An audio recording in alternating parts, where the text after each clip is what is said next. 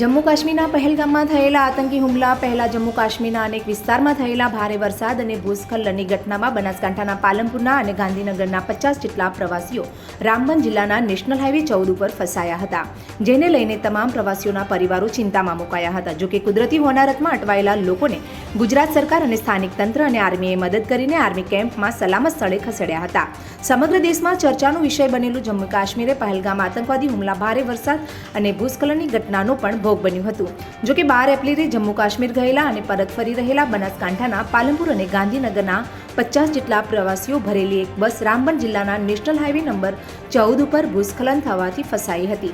ઘટના દરમિયાન ટ્રાફિકમાં ફસાયેલા આ ગુજરાતી પ્રવાસીઓ સરકાર પાસે મદદની ગુહાર લગાવી રહ્યા હતા. જોકે કલાકો સુધી મદદ માટે તડપતા આ ગુજરાતીઓની ગુહાર સાંભળી રાજ્ય સરકાર અને બનાસકાંઠા કલેક્ટર દ્વારા જમ્મુ કાશ્મીર વહીવટી તંત્રના સંકલનમાં રહીને આ પ્રવાસીઓને નજીકના આર્મી કેમ્પની મદદથી આર્મી કેમ્પમાં ખસેડ્યા હતા અને ત્યાં તેમના ભોજન સહિતની વ્યવસ્થા કરાઈ હતી. જોકે આ પ્રવાસીઓ કુદરતી હોનારતથી પીડાતી હોય, પરંતુ સાથે જ કાશ્મીરના પહેલગામમાં આતંકી હુમલો થયો અને તેના સમાચાર મળતા જ આ પ્રવાસીઓ સહિત તેમના પરિવારજનો ચિંતામાં મુકાઈ ગયા હતા.